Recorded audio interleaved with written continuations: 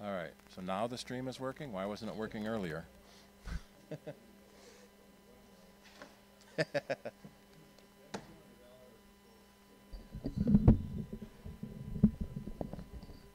Yeah. If you only need letter size, you can get a decent color laser printer for 300 bucks. If you want tabloid size, then it starts getting more expensive.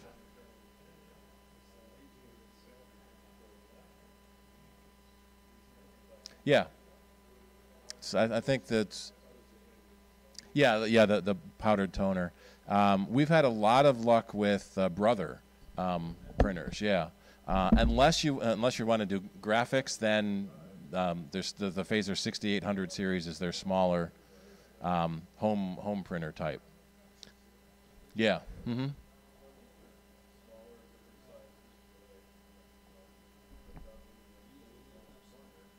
Mm-hmm. Yep. Yep.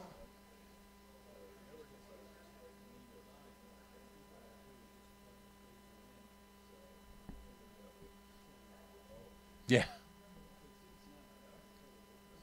Yep.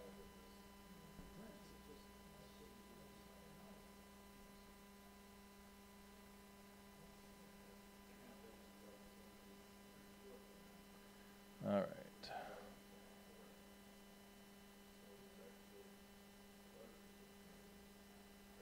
So now the stream is working. It wasn't working earlier.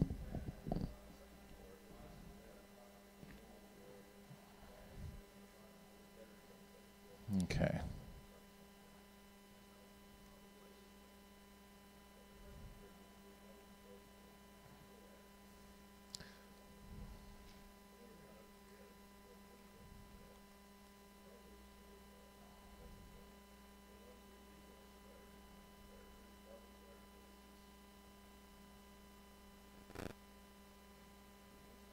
Actually, 6 colors has got a better one for that.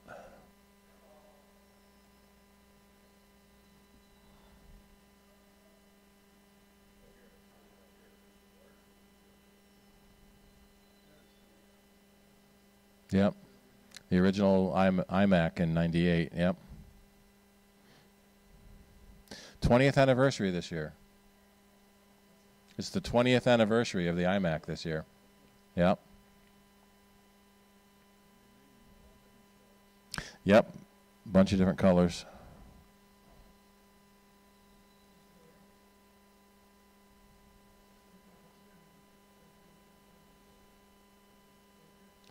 All right. Can I search his site?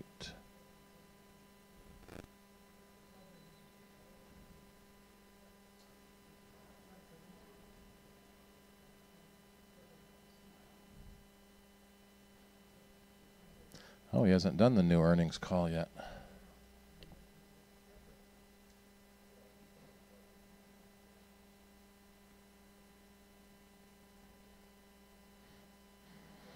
There we are.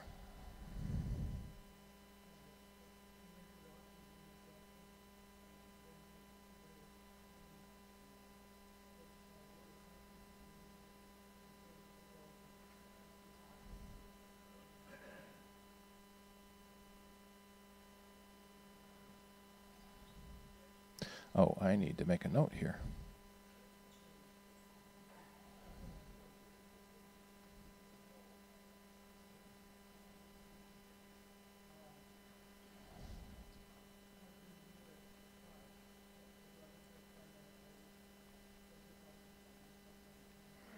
Bob, you were the one that paid dues too, right? Yeah. Okay. Make sure I put it under the right person. Yeah.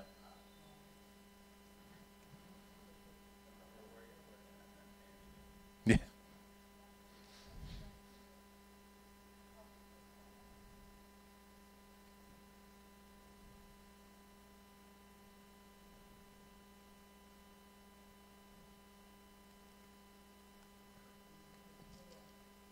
All right, how we doing?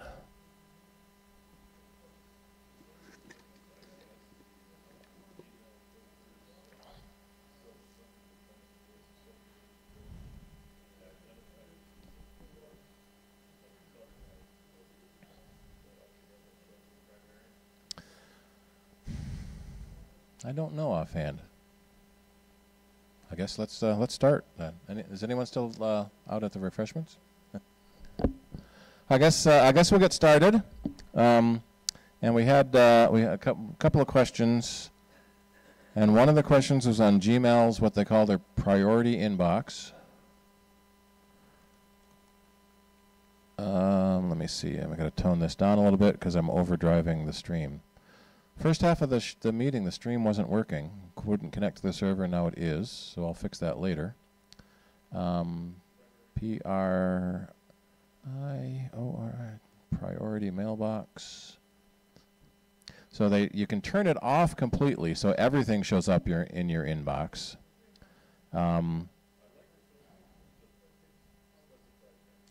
Yeah. So if there's a way to put something in the inbox that isn't already there, add them to your address book often works.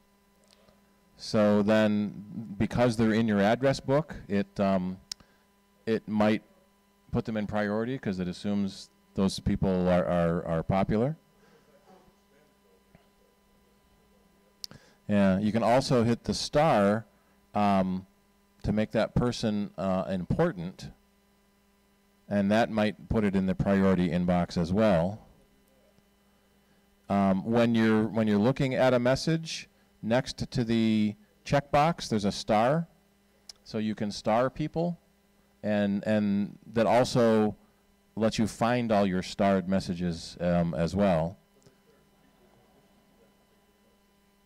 Right, the sender of that message. And there is, let's see, there's priority inbox settings. What does it let us change?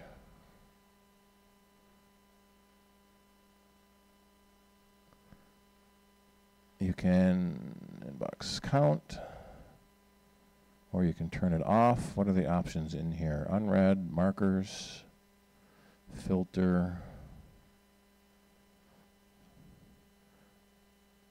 Override, that might be what you want. Override the filter. But that might override it for all messages. You only want to override it for some messages. Yeah, some senders. Probably the most likely thing is put them in your address book.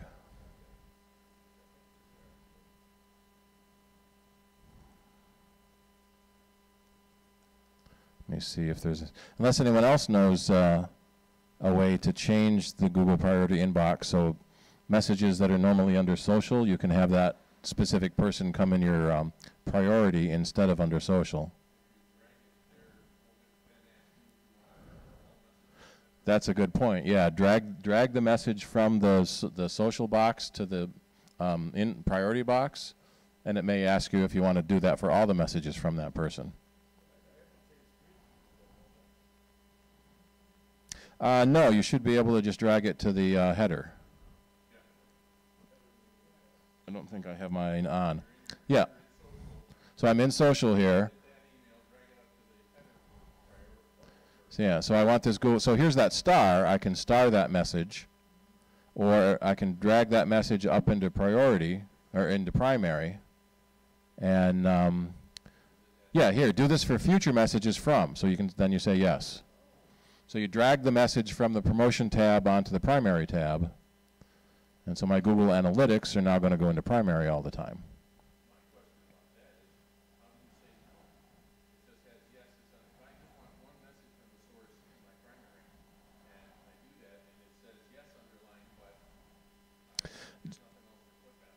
You just click somewhere else.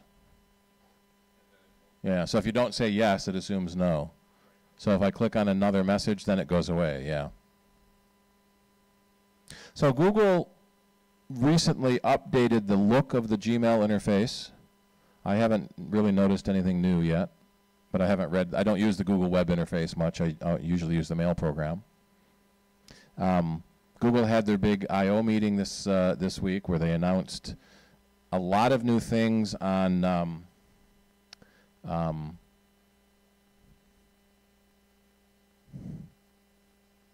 artificial AI, artificial intelligence. And there's kind of a criticism from people that understand what AI really means versus the machine learning that a lot of companies have touted around. So nothing that we sort of have now is actual artificial intelligence. It's machines learning how to mimic. And one of the things they really did, or they did that was really cool, can I find where it's listed here, is they're updating Assistant so that it can basically make phone calls for you and be a real assistant. Not news. I gotta find the bit where they've talked about it. Quite a few websites have a recap of all the announcements. So they showed an assistant calling a restaurant for a reservation and being able to answer questions back. You know, what day, how many people, and being interrupted and recovering. So, did you 7 people? No, 4 people. The example they gave was, I want to make reservations on the 7th for 4. And the person at the other end misunderstood and said, 7 people. And so, no, 4 people. So the assistant was able to correct that. And so it's a really interesting leap forward in what we're calling our assistants, the Google Assistant, Siri on the Mac, and Cortana on Windows, that they are getting smarter and smarter in the fact that it can do more and more things and actually becoming an assistant. So instead of instead of in your busy life needing to call the restaurant and make reservations for the lunch meeting, you tell your assistant to do it and then invite George and Bill and Fred, call the Russian team room, make a reservation for next Friday at 1, and invite George and Bill. And it did. The other one that was kind of neat was who was governor in California when this Pacific sports guy was drafted, and what team was he drafted to? And parsing that sentence out, it did. I'm sure it was a canned demo, so I'm sure they made sure it worked. But so the answer was Arnold Schwarzenegger was governor in 2007, and I forget the guy's name, was drafted by the Seattle Supersonics. So it knew the guy being drafted, and Schwarzenegger was governor, not governor being drafted. So it was really good how they were able to parse that out. And because Google has got so many trillions and trillions of web searches, that they're able to understand this type of stuff. There used to be a service called Google 411, where you would call a phone number and ask for telephone numbers, 411 from Google. And they ran that for several years and then shut it down. And the background story is they didn't really want a 411 service. They wanted to capture all of those conversations to teach its AI how to understand spoken words. So now in Google Docs, you can bring up your dictation, and you can dictate fairly accurately in Google Docs. So Google is always adding more and more things to its Google Assistant. One of the concerns we're seeing is that Google knows so much stuff about you, because a lot of people use Google services. They use Google Web Search, Google Email. There's so many different Google services that it almost knows too much about you. And Google's primary business is selling you ads. So it's okay that they read your email, pick out keywords, and then show you an ad based on a keyword in your email. Where Apple has always been more privacy focused. And the general criticism of Siri is it doesn't do as well answering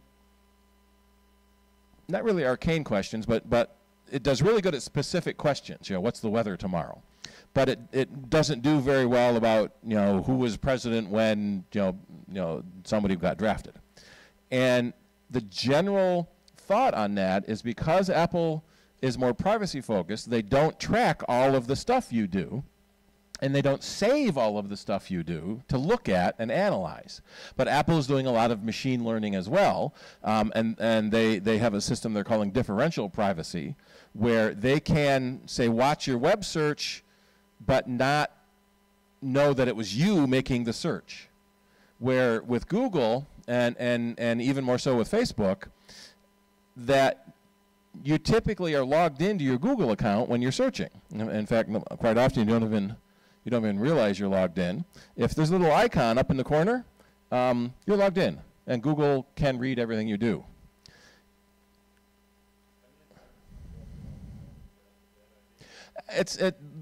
Leaving yourself logged in isn't necessarily a bad idea, but a lot of people who are a little more privacy focused may not want to do that. There are worst case scenarios that always get brought up.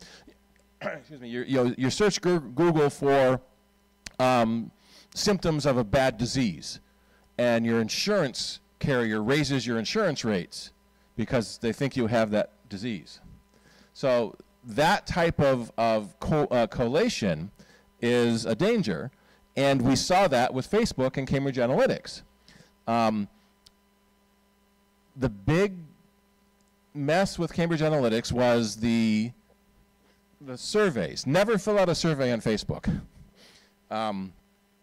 Your mafia name or your Game of Thrones name, and your mother's maiden name and the street you grew up on.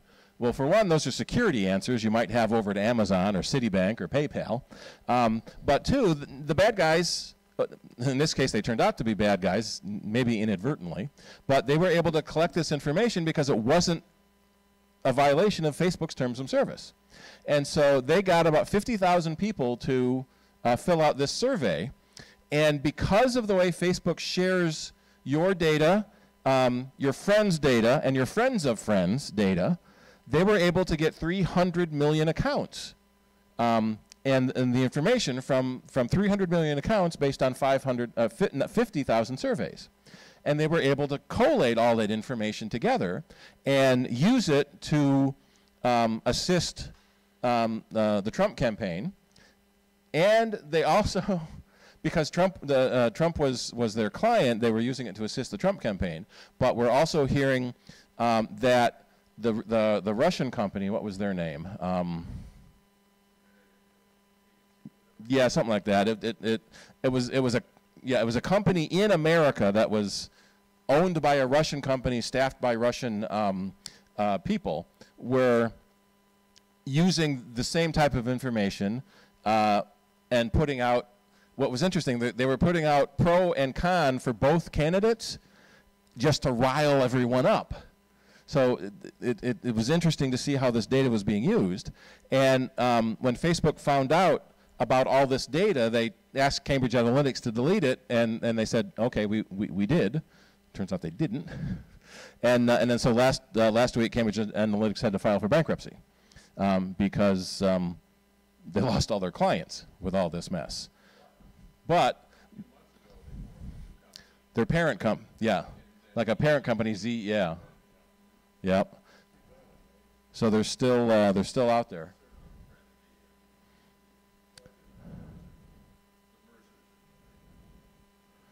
Emerdata is the new one.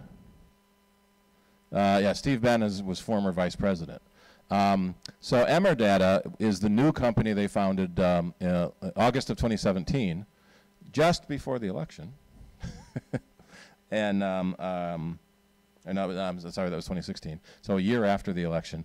And they're, in essence, doing the same sort of thing they had done with Facebook.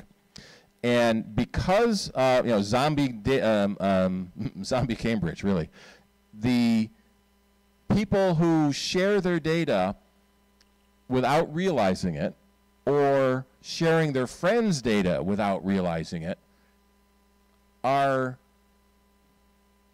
the issue that we're running into now, especially on a social service like Facebook. It's very easy to accidentally make a post public versus private. And even if you think you're making a post private,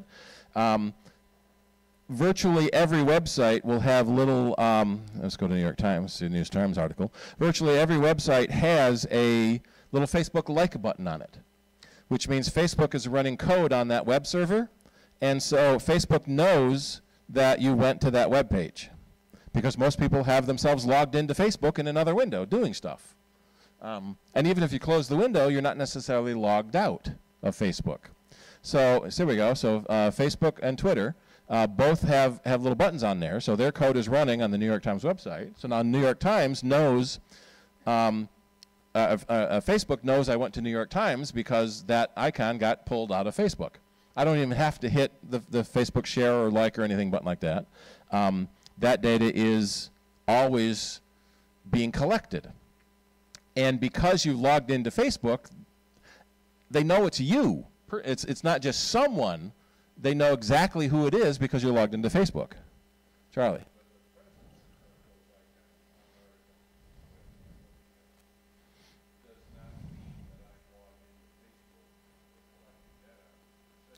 Correct. Just the presence of the icon doesn't mean you're logged into Facebook. You have to specifically log out of Facebook when you are done, instead of just closing the window. So say, let's see, if I go to Facebook, whoops, nope. I may not be able to because of the school's proxy servers here. Yeah, I can't. So if you go to Facebook and it doesn't ask you to log in, then you never logged out. And everything you're doing on the web that has a Facebook button, Facebook knows you went to that website. You personally, because you're logged into your account. Doesn't matter. They don't know the IP address you came from, but they know it was you because you're logged into Facebook. I don't know. Let's ask, does Facebook have an A2 automatic log out? If you turn it on. And I can't get there because it's Facebook. So, right, so that was the other problem with Facebook, is every time they made an update, they would basically set all your privacy settings back to everything public. And someone did an article on Zuck. Let me do Zuckerberg apologize over the years. Let me see. I can't spell. Here we go. Washington Post. So two authors at Washington Post, they went back through 14 years of Facebook's, Mark Zuckerberg's apologies, going back to Harvard before there was a Facebook. And every time he did something wrong, he would apologize and say he was going to do better. And then he'd do something wrong and apologize. And then he would do something wrong and apologize. And he would do something wrong and apologize. It never get any better. And that was sort of the joke, that every time Facebook did something wrong, they'd apologize until the next time they did something wrong, and it was still doing it. So, you know, we'll make our privacy controls better for you. Well, what does that mean? And did you make it better? Then no one has ever gone back to see if they've actually done what they said they're going to do. See people to control what they share. Yeah, there's a little tiny button that says public. If you miss the little tiny button that says public and instead wanted it to be friends only, then you just posted to public. And in the early days of Facebook, there was, and even Twitter, there was a lot of jokes about people posting inane things. You know, I'm at the restaurant having a hamburger, and everyone else on, you know, security conscious people are saying, okay, that means your house is empty, I'm going to go rob it. Or I'm enjoying this vacation, I'm going on vacation next week, I can't wait. Okay, that means your house is going to be empty, I got a long time to rob it. And because it's so easy to find people and cross-reference you know, between Facebook and LinkedIn and Twitter and Instagram, that it's easy to find physical locations based on people. That there's a lot of problems that way.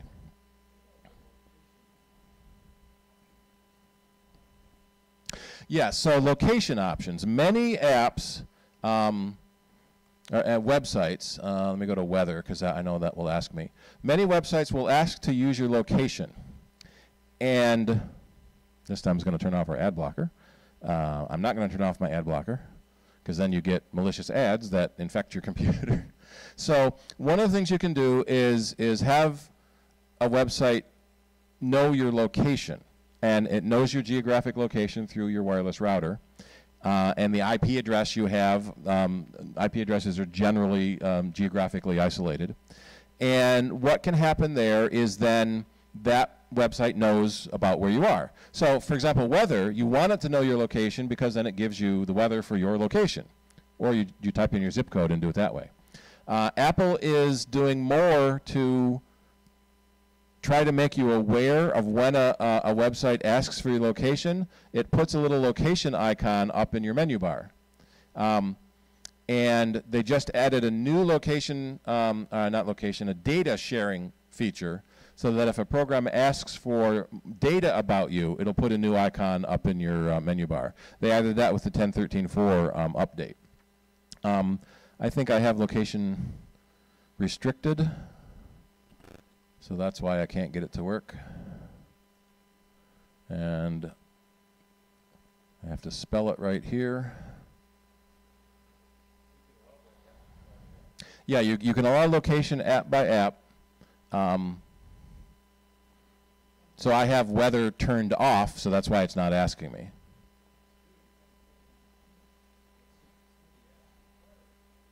Yeah, a lot of apps will want to require to know where you are.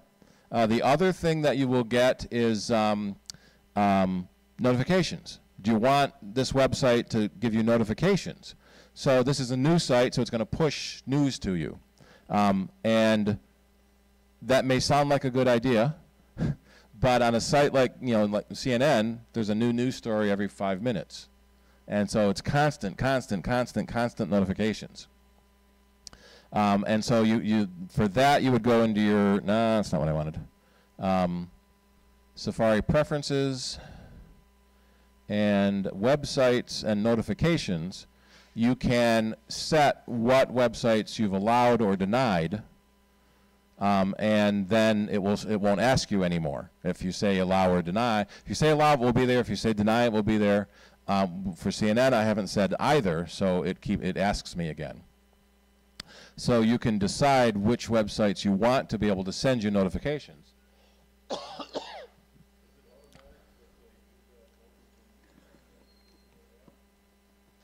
It's a web app. So when you go to a website, that website will ask if you want, the site can ask if you want notifications. And it's typically done with news sites. Right. So yeah, so the site doesn't know where you are unless you give it your location. And if you have told it it's okay for location, then you get a location icon in your menu bar.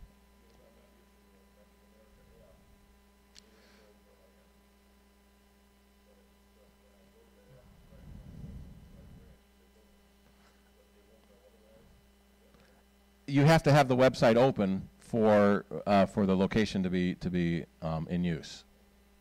Yeah.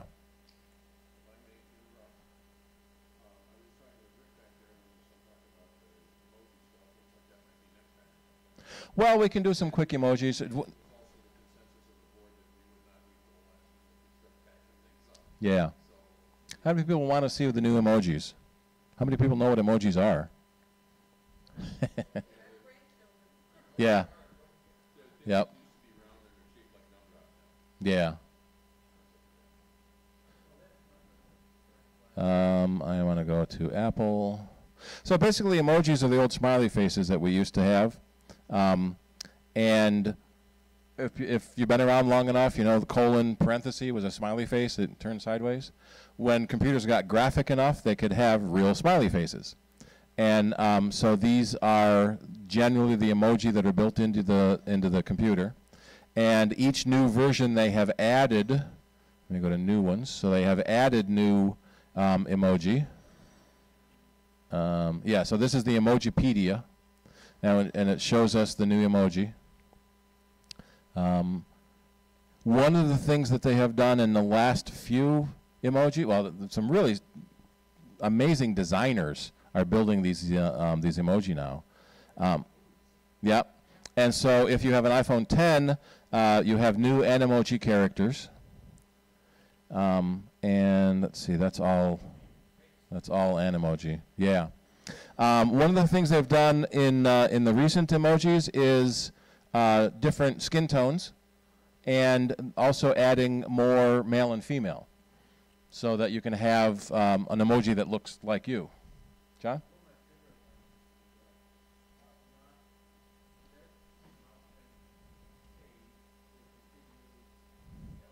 Yeah, Shift Option K is the Apple logo.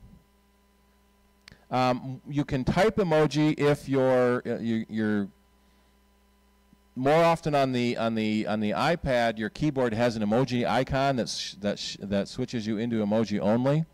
On the computer, if you go into where is it? Language and region. Oh no, keyboard. There is a setting. There we go, to show your keyboard and emoji viewers.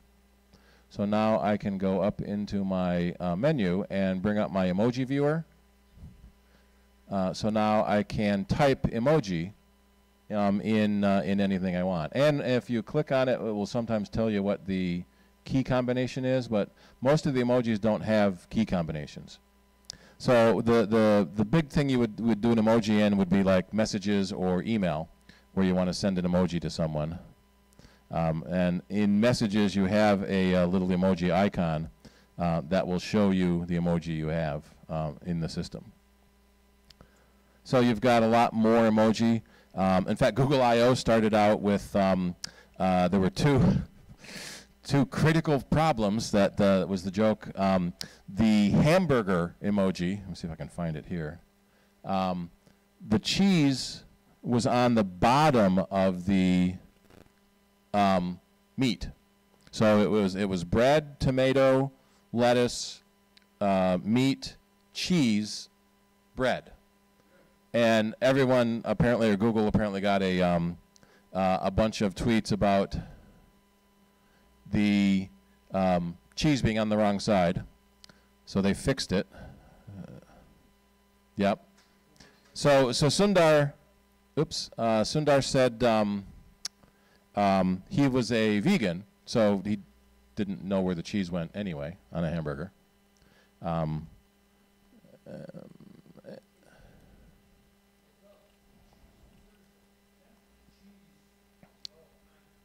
There it is. Yeah.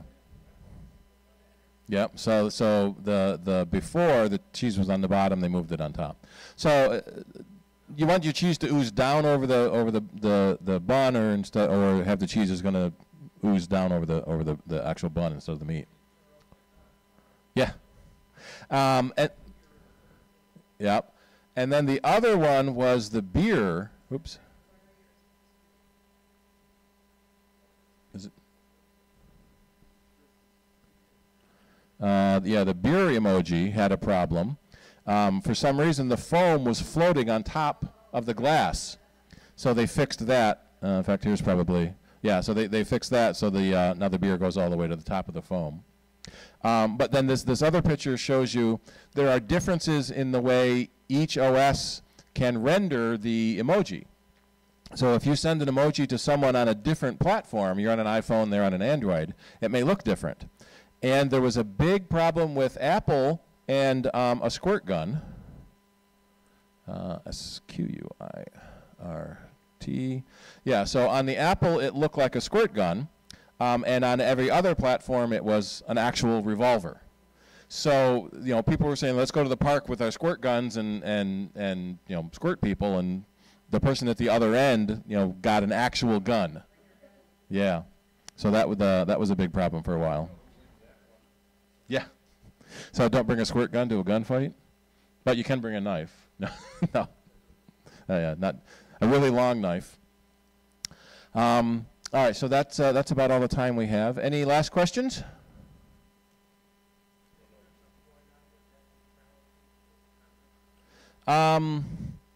I did hear that, was it Oregon? A couple of different states have passed their own net neutrality.